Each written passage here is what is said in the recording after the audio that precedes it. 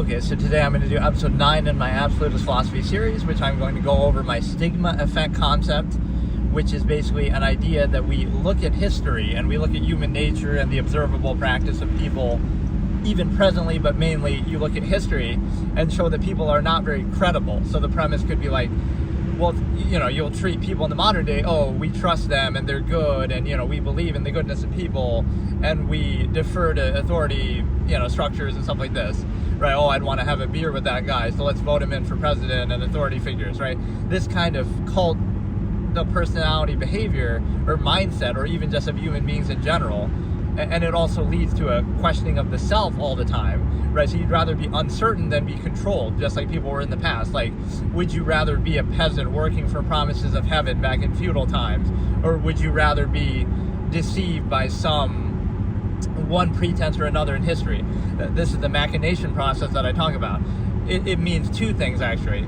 It means the net sum of human technology in a given era, and number two means the pretense, and often tied to the machination process, of how people are controlled. So would you rather be a little doubtful, like, okay, I doubt my own nature and my own limited perceptions, not a personal basis, not an ego basis, like, oh, look how smart I am, or oh, this guy's dumb. No, it's just collectively human nature is limited. Human nature is limited in the sense that our five senses are limited. We can easily be controlled, right? If, censoring media is a great example in the modern era of how people are controlled. All you have to do to make World War II Germany look like, people accept things the way they are, or they're afraid or whatever, but you keep them ignorant. Oh, you just have to control the media. Or, oh, China right now, you just have to control the media.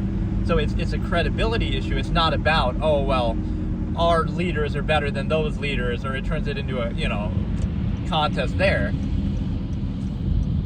It means more that it's the nature of the process is unsound. Don't rely on just your senses. Be aware of the nature of the process. Be skeptical. Hold authority and power very accountable. Be very weary, right? The things that you take most for granted as a default and don't think about are the ones that most control you, right? And there's a similar expression that isn't mine, but it's more like, the people you can't question or criticize are the ones who are really in control, which is sort of true, but to some extent you don't even know, it would be people you don't even know, right, behind the scenes, or just powerful organizations, obviously corporations and stuff, but you have all the figureheads. So what if you look at the world like that? Politics and government is nothing more than a tool of the powerful, like the real elite ruling class, whether it be corporations, money, anything else. Right, they use those as a tool the same way that like a corporation would use like media. They'd have like a media department to deal with the public and do ads and do charity to make people support them more or whatever, right? They do this to kind of create a front so you don't question their actual basis of authority or anything that they do. They use that so let's keep up positive appearances. So when you're aware that they're doing that for that reason, then doesn't that defeat the purpose? It's the same on an individual social level. Like, oh, a person dresses a certain way, but the dress, anybody can just dress the same way or not, right? So the dress doesn't define them, right? They could be wearing something else. So you're reacting to the initial presentation, performative aspect that they're presenting, but that's arbitrary because it's not them. It's something that they're doing outwardly for a reaction. So it's like, you're being controlled by an appearance rather than something that actually matters. So it doesn't matter one way or another. They could be wearing something else, or anybody else could be wearing the same thing that they are. So like, it's not them, it's a tool, right? So the same thing applies to everything. It's like, it's a process. You're aware of the process. You're aware they're doing the process for a certain reason. So you could say, oh, maybe that doesn't invalidate it. Like, oh, everything's a process then. But at least you shouldn't be controlled by it or play into it. So it'd be more like a neutral observation, like it wouldn't be necessary. I have this analogy in one of my short stories where I say there's like this visual comparison, right? It would be great in like a short film context.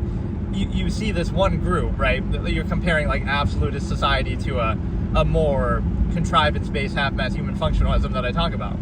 So the one seems so expressive, right? The half-mass human functions, they seem expressive. They seem, oh, their shirts are all different. They have logos and they have all the jewelry and different colored hair. And then the absolutists all seem kind of uniform. They're all kind of drab and boring and plain with their appearances. But the opposite interpretation and what's nuanced with that is, in reality, the societies are the opposite of that.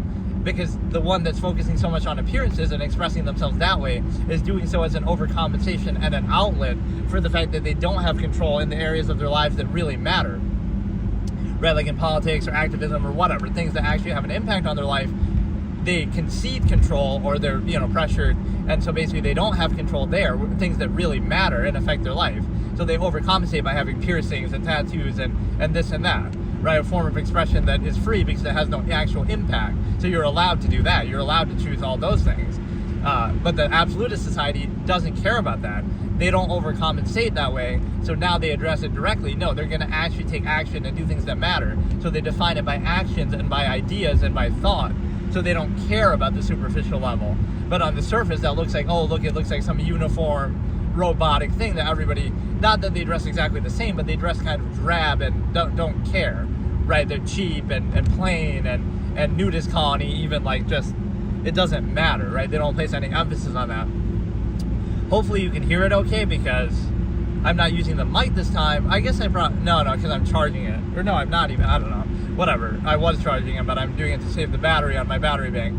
But it seems like it works pretty well, even though it's pretty far away, so I don't really get how this works. Because normally I would have it much closer, but it picks up pretty well at a distance, the iPhone built-in microphone. So yeah, you would be aware, this is the stigma effect, you would be aware of all of human history doesn't give human beings very good credibility. You shouldn't be at peace or content with the state that you're currently in, or your government or your society, because you're being fooled by one pretense or another. It could be, God is being used as a pretense to justify the Crusades, or something else is being used to justify slavery or segregation, or whatever it is, right? Human beings have always been controlled by pretenses. They've always been not credible. They've always been mindless sheep. They've always been nefarious intentions at the high level of power, right? That why should we ever take that process? It's not the person. Don't specify the conflict, one of my logical razors. Don't give any man a monopoly over sin, right? It's the larger process. The larger process being, the structure itself. So for example, let's look at World War II Germany, right? The big bad H man that people focus on. No doubt you can criticize him, but you're not seeing the big picture. It's a failure of society to allow anyone to have that much power, right? So don't rely on the goodness or the badness of the person. Somebody could be the best person ever or the worst person ever, but it shouldn't matter. You shouldn't rely on that, because human beings are variables too, right? They can change, they can, power corrupts, as they say. It maybe just reveals their actual nature, or, if anybody had that much power, who knows what they would do. It's easy to say you wouldn't if you don't have that. But, so it's a failure of society on multiple levels. The fact that they allowed anybody to have total power, basically, right, that amount of power. Nobody should have that much power, no matter who they are. They could be a saint, they could be the worst, they could be the best. Assume, a cynical basis. That's what, like, checks and balances are meant to prevent, in a way, right? So even if, like, people focus on Trump a lot, like, even if he is that bad as people say and has all the worst intentions, then that means checks and balances has kind of worked, because he hasn't been able to get away with doing quite as much as people accuse him of wanting to do. So that's the point, is, like, it could be the best person ever, it could be the worst person ever, but it shouldn't matter, because they should only be given so much power that it shouldn't be total power like what we see there. So it's a failure of society. I'm just using World War II Germany as an example, but it's a failure of society to allow that much power to anyone or any group, any party, right? And then number two, it's a failure of society then to allow that particular person, especially, to have any amount of power, right? To allow that really bad person to have that much power. Or no, not even that much power, to have power, period. Right? So to allow anybody, no matter who they are, to have that much power is bad, like total power. And then number two is to allow such a bad person, right, being such a bad judge of character in that case, again, hurting the credibility of humanity once again, to have any amount of power, right? Because if you had the same ideas, he's a crazy guy walking down the street and he wants to do the same thing, or he has the same bad ideas, it wouldn't matter as much, because, he's just a crazy guy walking down the street. He doesn't have the power to do that, right? It's society's failure by allowing that to happen. So kind of a little seems like victim blaming, like, that society, that country is to blame for that.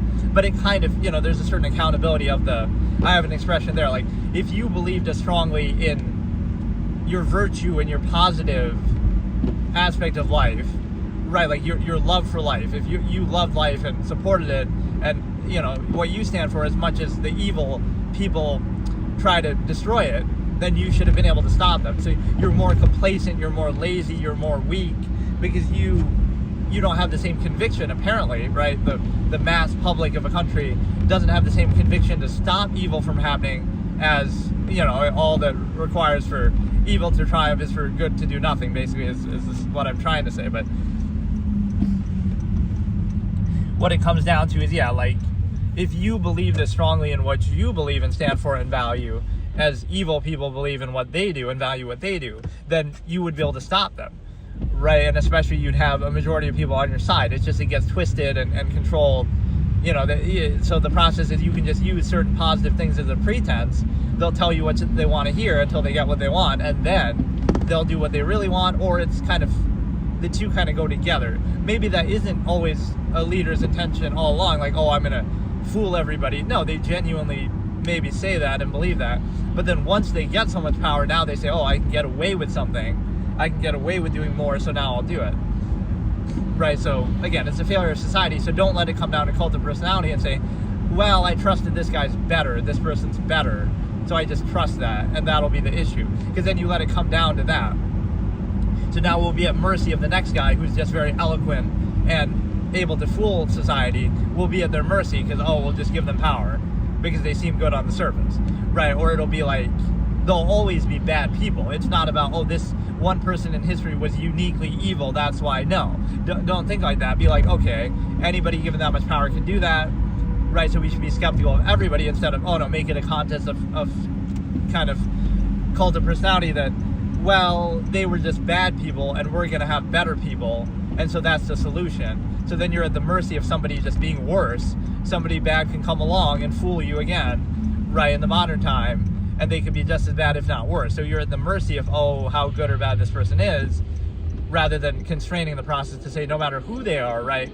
Again, the checks and balances, but could be done better, is the principle there. So in a lot of ways, we should be skeptical, right? History has allowed every evil leader that we would consider to come to power. History has allowed every tragedy and atrocity to happen. For most of history, that was normalized too, right? Today, we would say, that's the exception. If something bad happens, we point it out or we make a big thing of it.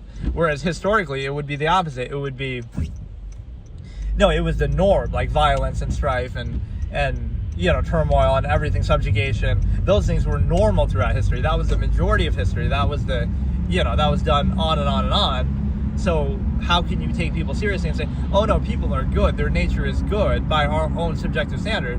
How can we take that seriously? Because throughout all of human history, by our own subjective standard, they were anything but good.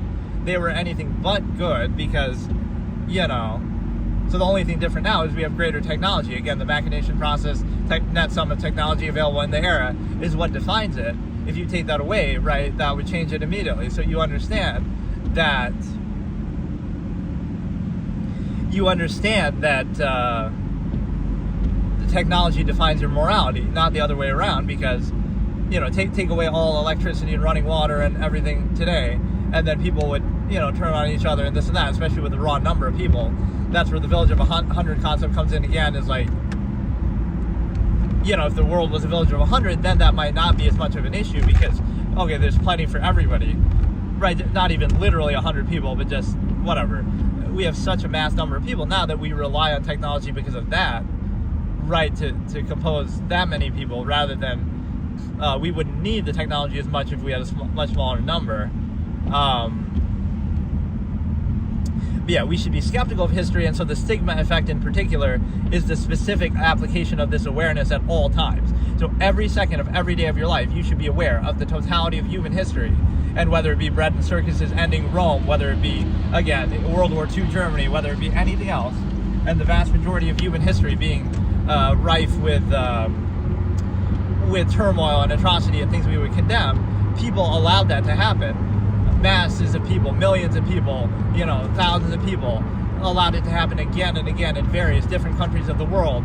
They not only allowed it, but enabled it and pushed for it and made it happen and were responsible for it. So again, the attack is not on a particular group or a particular person. It's seeing the larger process at work, which is that we should be skeptical of that nature. People are not so credible, right? This is one of my quotes I would say. the worst thing people can do is consider themselves to be credible. And it's sometimes tempting, right? We want to have a positive opinion of ourselves. But no, you're a dumb, and again, this is on an individual, not on an individual basis, it's just a collective nature of,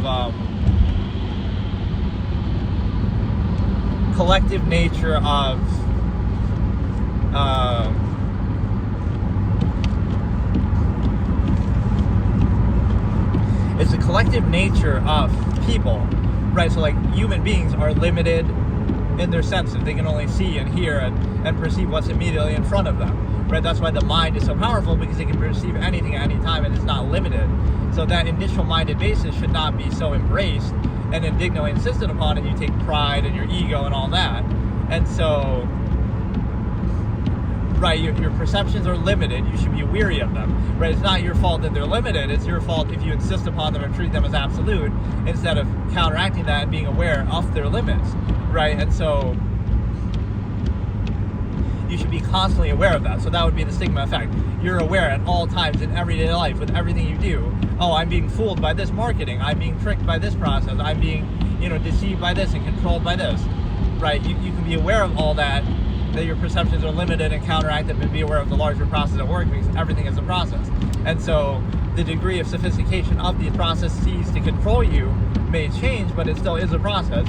And you'd also be aware, again, of all the collective mistakes, like, oh, today a mass of people believes this or does this with great conviction and indignant insistence. They're very sure of what they're doing, just like people were very sure of countless other things throughout history, like if we tribute to the gods, they'll make it rain, or if we, just countless things. You can look at any era in history and say people were controlled by this fallacy or believed this thing that wasn't true.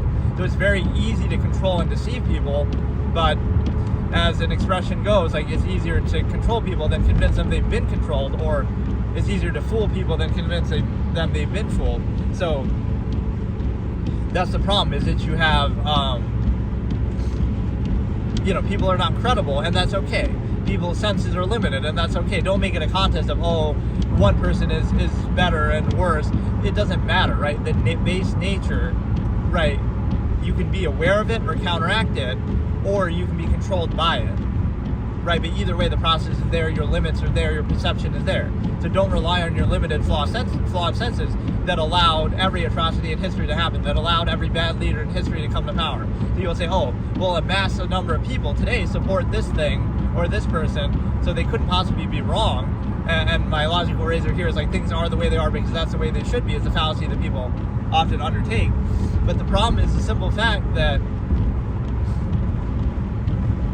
right, a raw number of people have also supported a lot of terrible things throughout history that we would condemn in hindsight. So we can always look back in history and say, oh, look how ridiculous and stupid people were then. How could they possibly have believed in this or that? Or, pick your pretense. It doesn't matter what it is. How could Rome have possibly fallen?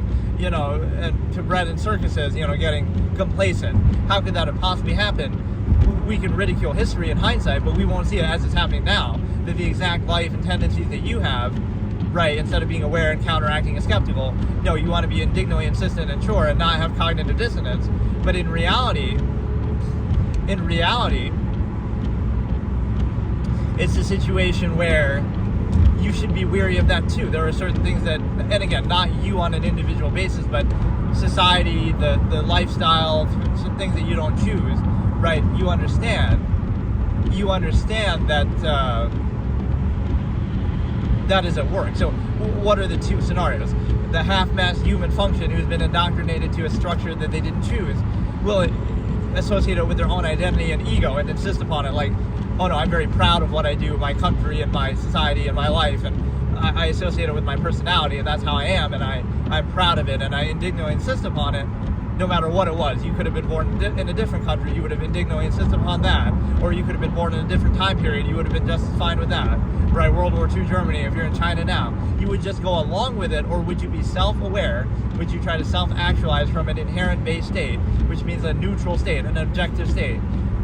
Right, regardless of what you've been through, regardless of your parents, your thing, your background, your upbringing, your indoctrination, all those things you didn't choose, now be objective. When you can finally think for yourself, be objective, be neutral,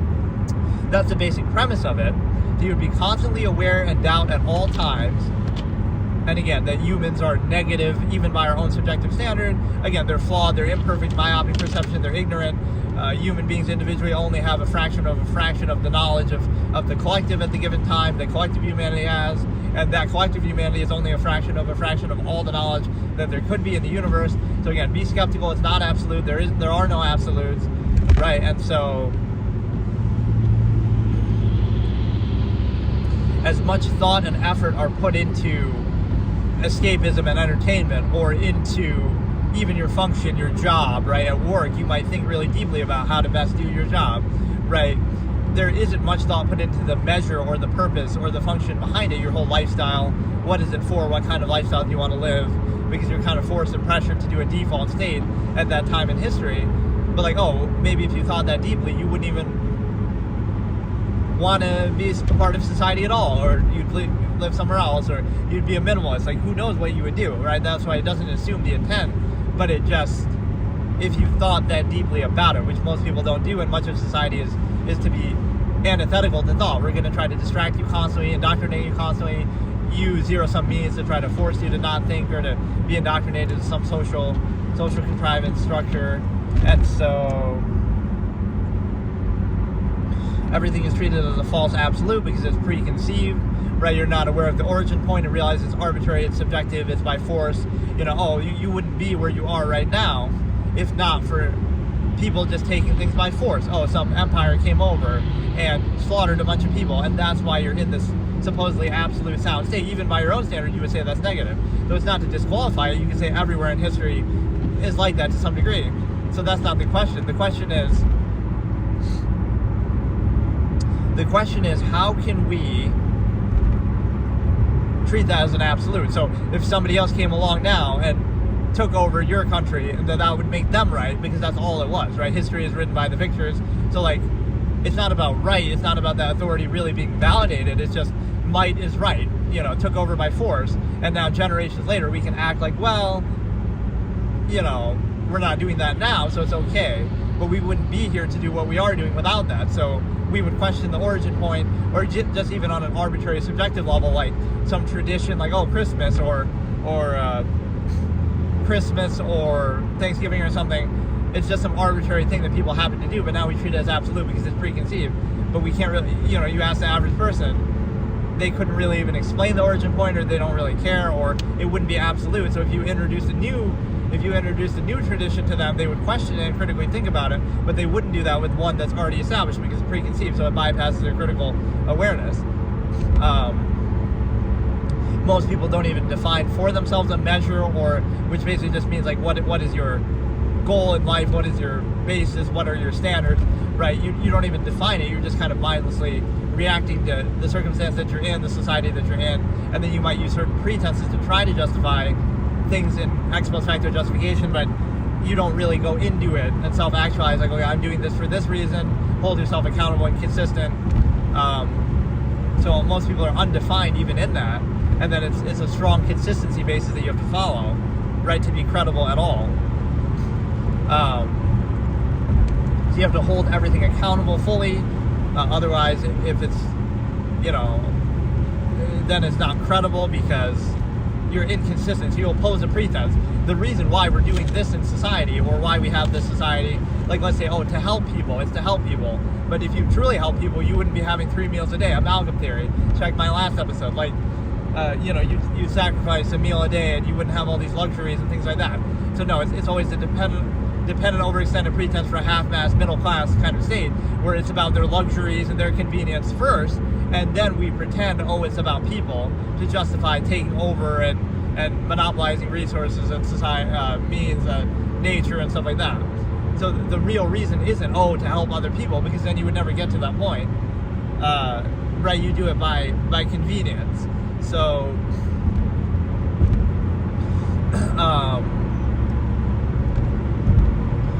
and again, anytime some power structure, etc., has to be held non-accountable, like, oh, just don't think about it, oh, just don't question it, that would be, the fact that that's necessary isn't valid, because you could do that with anything then. Oh, it'll make sense to you if you just don't think about it. Oh, somehow you shoot the messenger, the observer, it's your fault for thinking about it, not its fault for having some flaw, some, limit or contradiction, right? It's your fault as a process. So false, there's like a false blame, like, oh, it's your fault for being aware of it, like that's you being cynical or this or that. Not that it's the process's fault for existing, that if they were made aware. So that's where social contrivance comes in. Social contrivance is anti-thought. It tries to subvert thought. Like, if you distract somebody with social interaction, then they focus on that and ego appeal and defer to human cult of personality, all this. So now they're distracted from the nature of the process, so that seems like a positive. You're overcompensating for it adequately. If you don't do that, and that rationalizes specifying something that would otherwise be an inherent natural process. But if you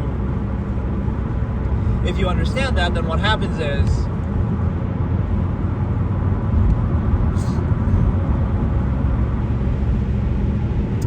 is that, you could be aware of the nature of the process, be aware that everything is a process, and then be aware of the nature of the process, and then you would understand it a little better. Like, now you'd have cognitive dissonance with it, and I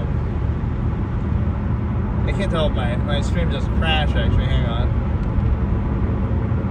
It's very hard to tell. Typically YouTube's been good about that, but I think it might be crashing. Damn it.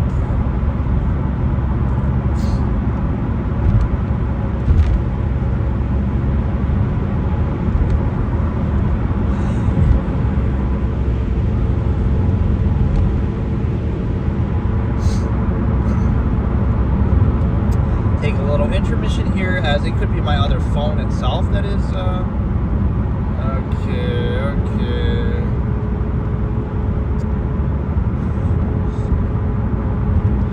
Right, I can't tell because it always shows up like it's working on my actual iPhone that I'm streaming from. And I don't know how much this really helps or does anything with the visual, but it would be cool if I go to like different places and stuff like that.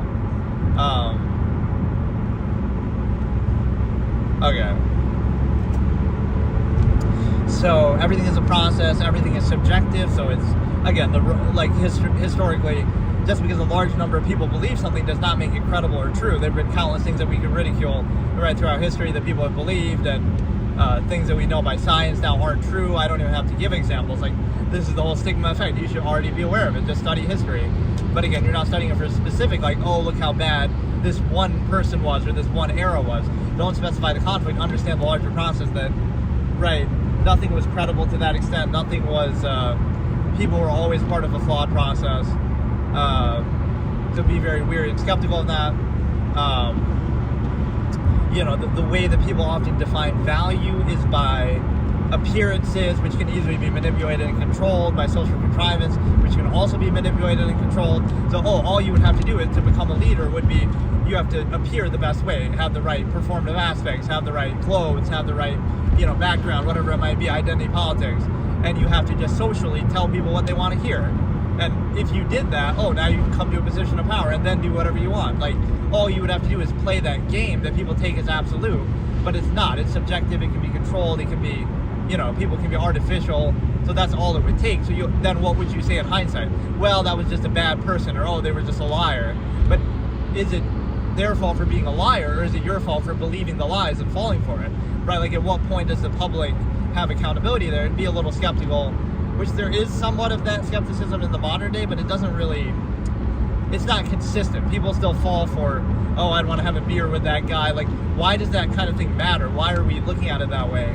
Right? It should be a very hard functional basis. Like, okay, we want a useful idiot, right? Like, Trump could be a useful idiot versus somebody who's less useful. It doesn't mean that you have to like him or dislike, you shouldn't like any of these people. They're all just part of the same flawed process, and so it has less to do with the individual and more to do with the nature of the process that they would be able to,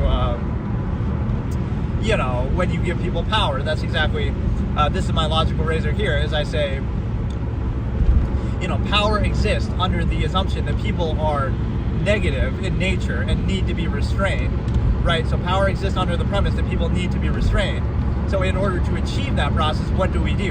We take those same people, right, some of those same people who need to be restrained, and not only do we not restrain them, as we should hold power accountable to, but we even empower them, So people need to be restrained by their nature, is the premise. But then to achieve that, we empower those same people. So what do you think is going to go wrong with that, right?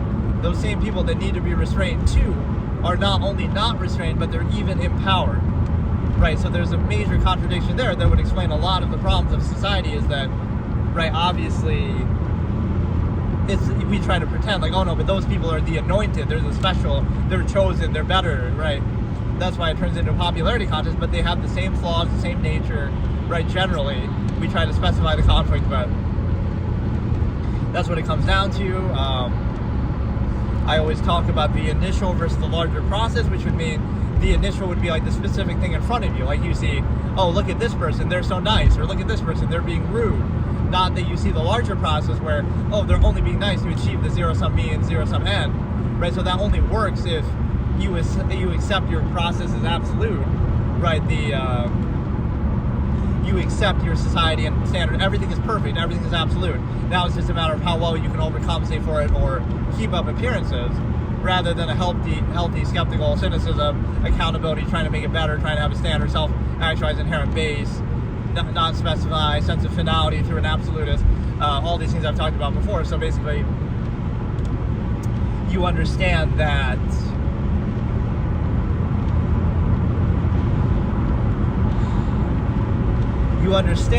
the premise here is the fact that, again, the initial would be what the specific, what you see in front of you, the specific nature of this particular process, this particular leader, this particular person, this specific thing in front of me that I'm perceiving with my five senses, that was carefully curated and appeals to appearances, and they carefully curated to look just the way that you want it to, and so then it becomes a contest of contrivance, like who can create and curate the best appearance, not what is actually the best beneath the surface. The fact that the appearance is necessary to deceive you is concerning, and the fact that you fall for it because that's carefully curated has nothing to do with actual reality, but you want to take it that way. You want to be, false certainty. So the larger process would be, oh, look at human history, look at the larger tendency, look at the fact that, oh, they're only doing it for this reason, which people only selectively acknowledge that, but if you have adequate overcompensation, they won't see it. So it comes down to, oh, this person's very nice and flowery and appearances and all this. So they appeal to that, and now they overcompensate for the initial basis, right? So now, you focus on the initial basis, like, let's focus on their appearance, their clothing, their style, focus on all those things rather than the larger process at work. So that's what it turns into. Everything is the same process. Everything is a process, right? Like, oh, they're just doing it for money or power or for sex or whatever. Everything is that. That is the process, right? 100% of the time, there's that incentive or there's that process at work. But then it becomes, oh, who can best bypass and overcompensate for that process, right? Who can, put up best appearances? Oh, look, they look so good as they're pursuing this process, or they're so nice, or they're appealing to other things. The problem with that is you basically want to be deceived, you want to be fooled, you want to be tricked in order to achieve that process. The problem is that the way an absolutist would look at it in this context then would be, you're aware of the nature of the process, so you don't take that seriously. You wouldn't require or desire or fall for the appearances, so they only work, or they're only valuable if they work on you, if you're stupid enough or whatever, if you're initial minded enough not to see it's the same measure, same process.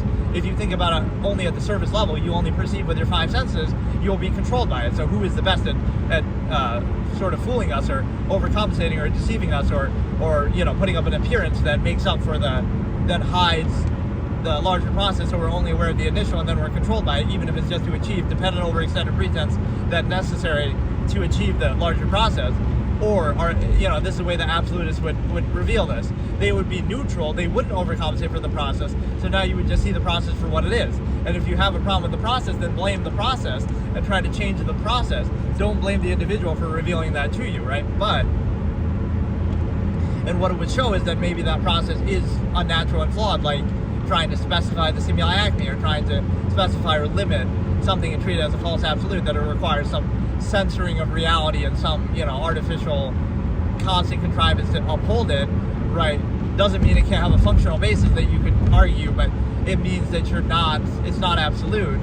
So they're showing it in a neutral basis that the fact that constant contrivance, constant artifice is necessary is questionable, right? So again, be aware of the larger process, don't specify it, don't limit it to the initial, right? It's not about the specific thing. Everything reflects and is about a larger process. It's similar to something I said about trauma, the opposite interpretation of trauma in youth. Oh, trauma is nothing more than you having a part of reality revealed to you, despite the contrivances that try to euphemize it. So like, we try to pretend certain things in society to maintain the artifice of it, but something happens that, it traumatized you, but trauma could be seen in this context as nothing more than, some reality or truth was revealed to you despite that pretense, that shows you that pretense isn't real or absolute, right? So it shows you the nature of the process. So it's something that just makes you more aware. So it's not a negative to see that. It could be, the experience could be negative, but it's a positive that makes you aware of something, right? It makes you aware of something despite the contrivances and pretense. So now you'll be constantly aware. That could be similar to the stigma effect. Like, now you're acutely aware of something, so that could be the opposite interpretation. Like, even something negative happens to you in youth, but now it makes you more aware, so you'd rather be aware than less aware of some truth of reality. So it's not that, you're defined by your trauma or something like that. It's more, you're just more aware of reality than you would have been otherwise if you were kind of rose-colored glasses, kind of controlled perspective. So the other point with that is the simple fact that,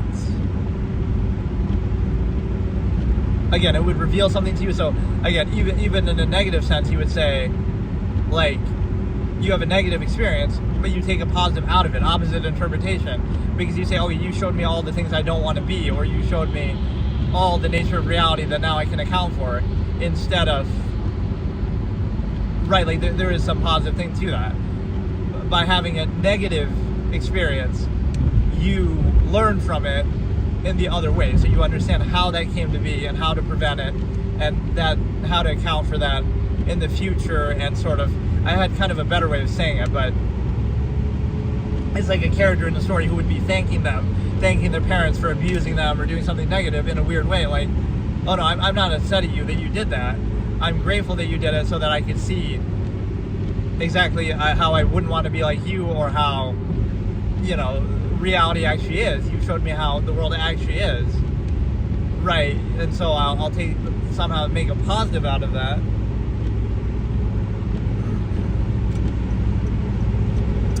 And what else do we have? The rule by omission factors into here, and the reason why is because, if you're out of sight, out of mind, then you're perfect. You're like a deferred invisible authority. You can be a godlike figure because you're not constantly accountable to the initial awareness of people. So to rely on that initial awareness is very stupid. So again, you can have a evil billionaire, selfish guy who you criticize everything they do, like Elon Musk type, the way people react.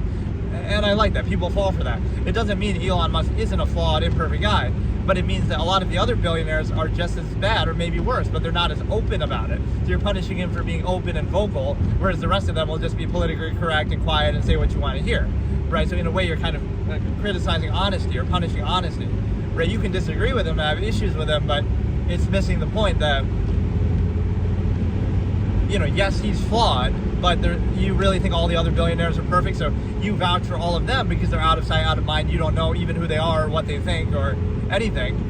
So it's more the selective awareness. So if they just keep quiet, they're perfect to you, and you never know anything about them, even if you would disagree with everything that they actually do think.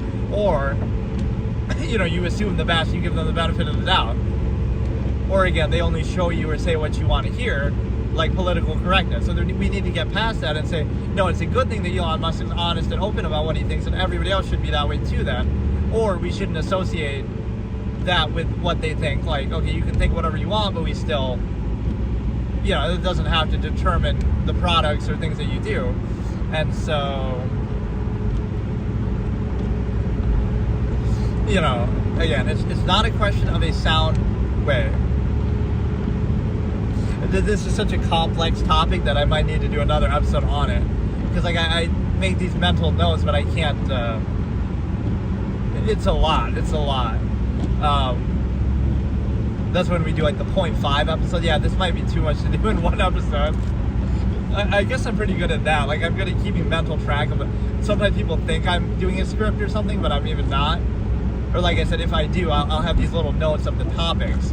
but I won't, then I have to go off of them. But no, I've done that with intros. Like, I'm playing a game and I do an intro for like half an hour and I don't have any script, but I just go into it like without even playing the game. Like, I'm just literally doing it off the top of my head of my past experiences, of certain things I've thought about it or heard about it, right? You just kind of go off a stream of consciousness, which you could say somehow is negative, but it's a situation where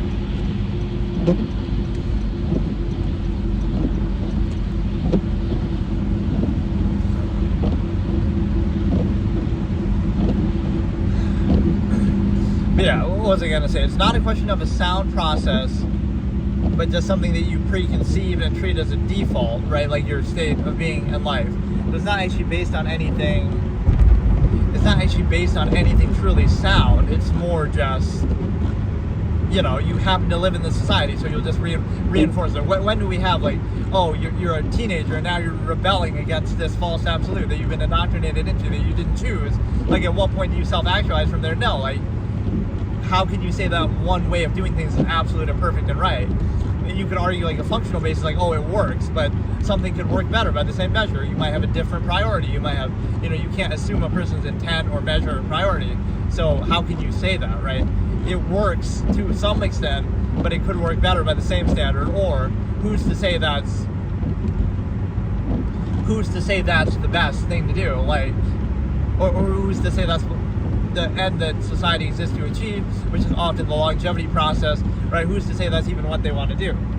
And so everything will be projected as, oh, it's your uncertainty or your inability to practice this absolute process. Not that the process couldn't be absolute. And no matter what time period you live in, no matter what society you live in, it'll always be the same way. Everything is always absolute, which shows you it's not, right? If everything is absolute, then nothing is, right? They all treat it as though it's absolute and you can't question it, and use some empirical basis bypass fallacy. So usually, again, machination process takes advantage of technology. So the modern form of control is partly entertainment, right? We didn't have this much entertainment and resources in the past. So that's a way to distract people and keep them in this half-assed state and bypass their cognitive dissonance or distract them from it. So it's an attack on the mind. It's an attack on thought that, you would have questions of cognitive dissonance, but you drown it in alcohol or you drown it in polyfavoritism, escapism, right? That would be the answer, even though it answers nothing. Right, so it's a state of constant contrivance. Social contrivance also works the same way, right? The soundness of a process. The soundness of a process is a key phrase that I always use, where, it's not about the result. Like, oh, China's doing pretty good. They have a good economy. Quality of life is at least better than in the past. But it's about the soundness of a process. Does that make the process absolutely right? Just because the technology is good, just because you have your bread and circuses, doesn't mean that, right, there's a sound process behind that. So that's the difference, right? You care about more the nature of the process than some supposed result that's accounted for, assuming that result couldn't be achieved in countless other ways, or a better result couldn't be achieved, or maybe that's not the result that you would prioritize, right? There's so many assumptions within that it's a false absolute. And then,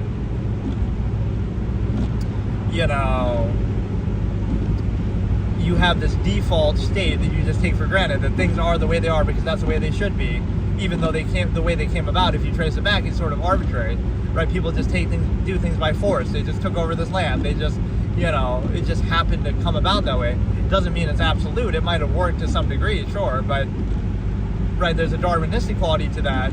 But that would mean that, okay, might is right as the basis. Like, so if somebody more powerful or ruthless or whatever came along, then that would make them right. So there really is no actual basis. Like, it's more just, okay, they were more powerful, they had better technology, give them credit, but it doesn't make them absolute or right in what they're doing. And by the same logic, okay, if you just had more power, you took over them now again or whatever, that would make you right. That's really the basis of it. That's how it came to be. That's the origin point. And so you get to enjoy this little winter weather view. This episode is crazy, though. This is an overwhelming amount of content topics to go through, right? This is the full-on long-form postulate, and the fact that if anything is worth discussing in long form, and the fact that you have to not do that and reduce to short form means that you're not truly valuing the process, and it must be kind of dumbed down to the lowest common denominator, and it must be you're almost hiding from it. The long form might invalidate everything and show it that it just is a process, no special emphasis, no specifying the process to a myopic level. Is true value of the same measured process. So if you value it fully, if not, don't. Right, but there's like a social dumbed down LCD quality to it. Right, so it treats it as negative. That's the same absolute as accountability. Like, let's say in school is a good example. You take it too seriously, right, that's somehow a bad thing. When, like, I thought we're here to do this, let's do it, instead of, oh, we overextend into all kind of other things, social contrivance and stuff. Like, do it if it's worth doing. The premise of being here and doing this is what it is. If it's worth doing, then do it fully, do it all the way. And if not, then don't do it. Don't do it halfway. Like, oh, you pretend to value this to establish your authority, structure, specify, but doesn't mean that it's actually validated, or, you know, again, it's just being used as a pretense and that's not held accountable. False absolute, non-accountable, false absolute. And so now,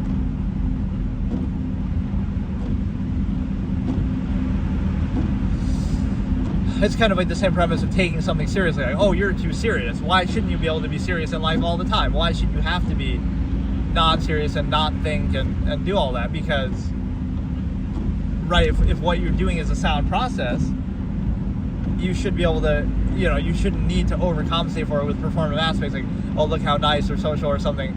The inhibition of society that, like, you know, it's always your fault. It's not that it's a flawed process. There can never be a flawed process, whatever it might be. Maybe society itself overall, maybe some specific authority, power, structure, right? Whatever it is, it can never be a flawed process. It's your fault for failing to adequately overcompensate for that process, not the fault of the process itself. So you can never criticize anything, right? Every process throughout all of human history, even though they've changed and we criticize them in hindsight over time, every process throughout human history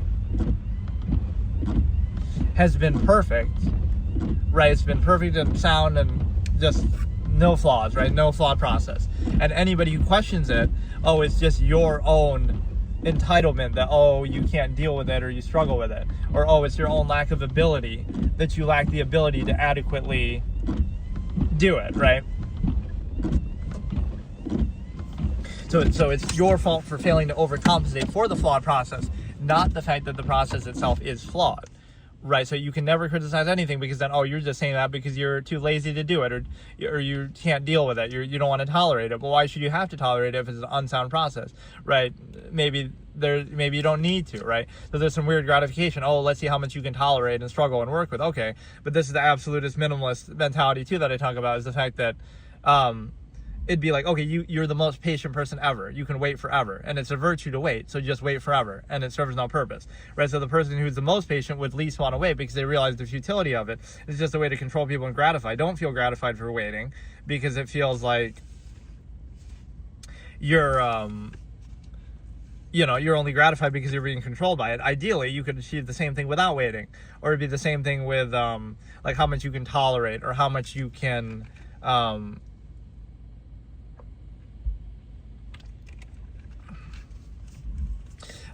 tolerate, or how much you can,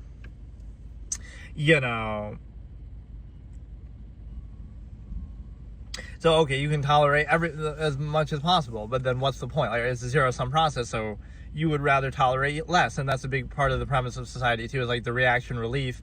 Everything is just to make everything more convenient or easier, or overcompensate, like a hedonistic thing, like for the fact that you have to eat, you overcompensate with the taste or variety of food or convenience of getting it. And so, yeah, that is definitely deserving, I think, of another part to this. Like, there's no way I can possibly get through everything I was thinking about. That is quite a lot that I would be thinking. So let me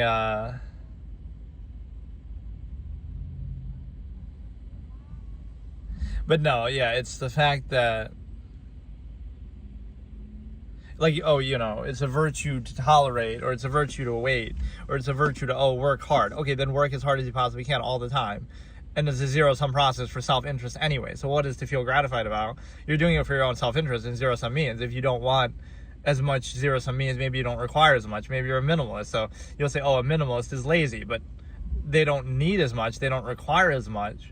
So they don't need to do that. So it's a trade-off, right? Like, work as hard as you need to do to get what you want. So if you want less, then you remove the need. So now it's no longer a virtue to do that, because they might be 10 times harder working than you, or they could do 10 times as much, but it doesn't matter, because the only reason why it's a struggle, because it's for your own zero-sum self-interest anyway, would be to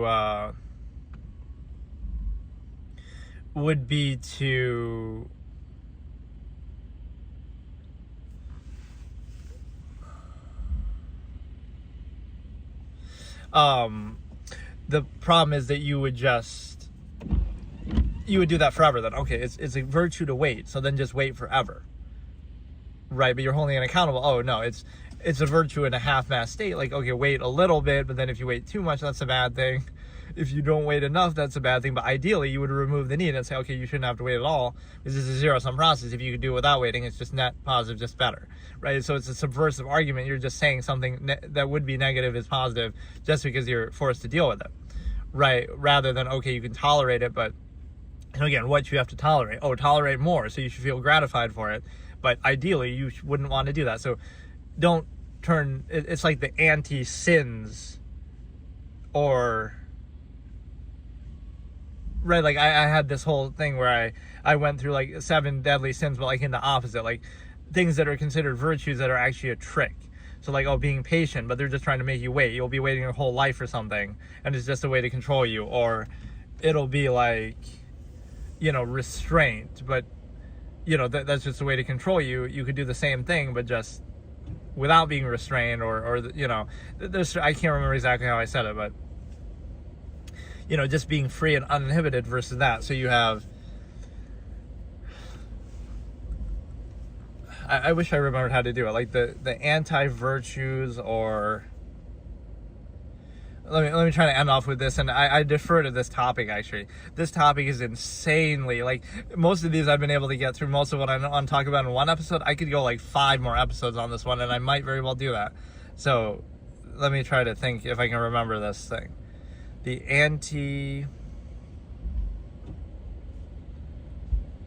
it's sort of anti-virtues, right? If you had the choice to do something or prefer something else, right, you would do it. So like, oh, it's a virtue to wait, but if you could do the same thing without waiting, that would be a net positive, right? So it's just a functional, indoctrinated basis that would be, I always use this term, objectively adverse and finite. This is an old note of mine from 2024. So this is me jotting this down. If you had the choice, you would prefer something else, right? Like, instead of waiting, you'd rather not wait. And it's merely a functional basis. You're indoctrinated to do something objectively adverse and finite. So it's one thing to do it or to have to do it. There's another thing to pretend it's good and gratified. So again, same thing with like hard work. Maybe you don't need to work as hard because you don't want as much, don't require as much, and the only way it's a struggle is if you aren't happy with what you're getting out of it, or then it's not worth doing. Then don't do it. Do something easier that makes you less means, or it's overextension to unqualified empirical authority. That could be the struggle, right? The lack of freedom, self-actualization, not the ability, because your ability there is like, oh, it's the ability to acquiesce to a contrived state, not just the raw ability to survive out in the wild, which you could self-actualize, and people have done that throughout history. And it's a different kind of conflict of contrivance, rather than a conflict of just inherent survival practice. So again, you hold one of these things fully accountable. If it's good to be patient, then just wait forever. Wait for nothing. Wait for the collective. That's what people would have you doing your whole life. Oh, you're just waiting, but it's a good thing. Feel gratified for doing it, right? Even though, again, it's a trick. It's a trap. Right, same thing like with temperance, like, oh, don't be lustful, don't have open relationships, or this or that. But instead, what it tricks you into doing is you base your whole life around it. Then you base your whole life around the fact that you'll be with one person only, right? Marriage, you'll be controlled by that, instead of being free and saying, okay, I'm not going to be controlled by that. I'll just do it freely however I want, or I won't do it at all.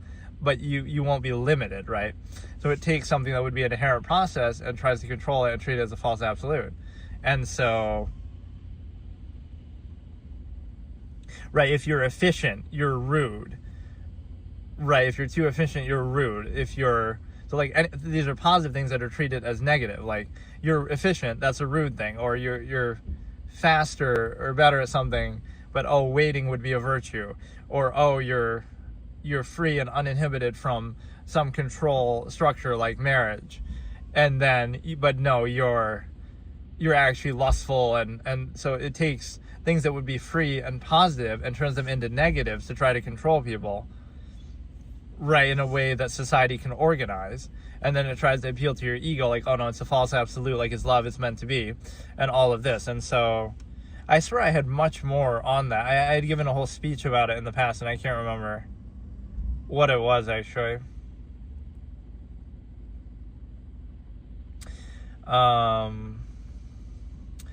Right, I call them the anti-virtues,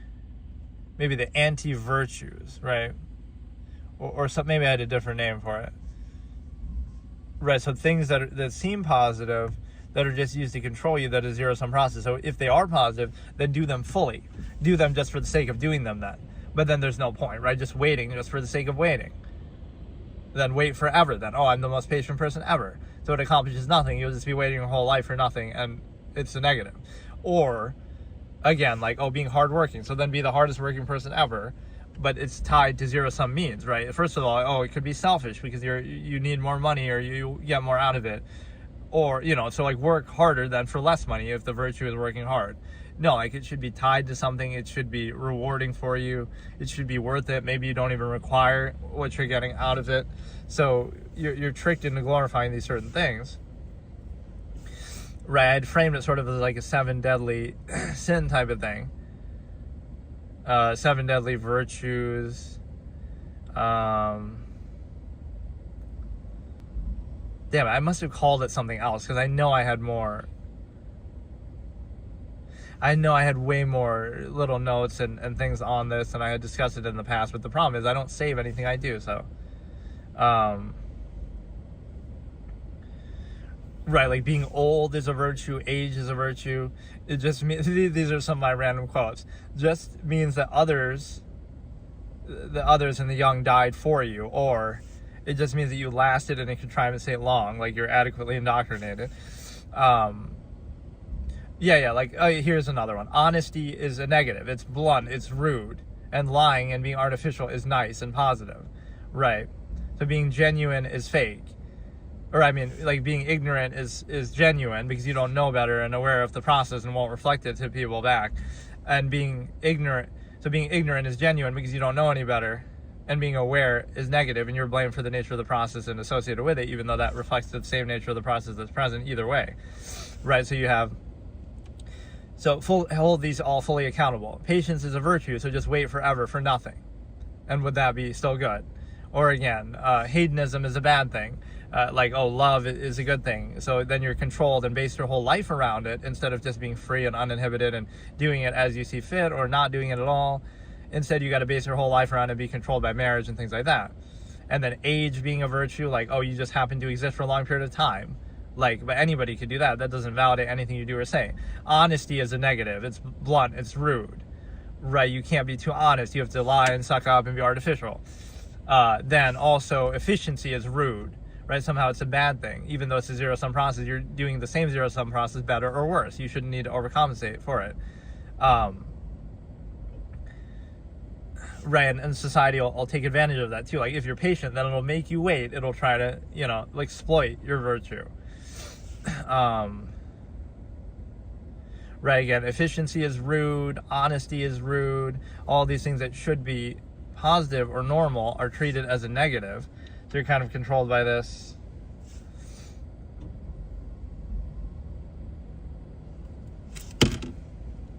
Yeah, as part of this effect could be like the Rome fell to bread and circuses. So people say, I guess I get appealed to that.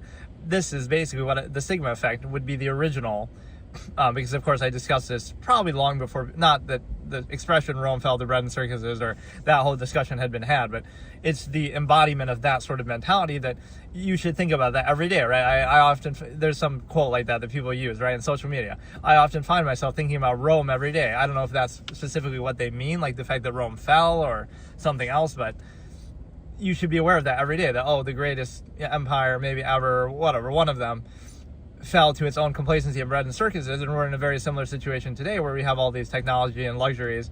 So like, you should think about that every day. You should be aware of it all the time, that what you're doing could contribute to that. And so how could they have been so stupid and unaware? Even though we see that as a lesson, we're still going to let it happen to ourselves too. Like, that's the sort of thing, being acutely aware of those sort of things all the time.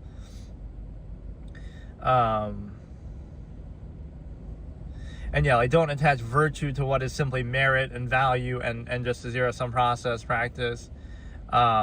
It's a way to kind of specify and appeal to the ego that way, but if it's worth doing, do it. If not, then don't. Like, there's no emotion or social contrivance or artifice is a way to specify something in context of contrivance.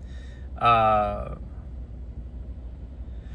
as if age could be a virtue in contrivance, as if surviving or putting up with it.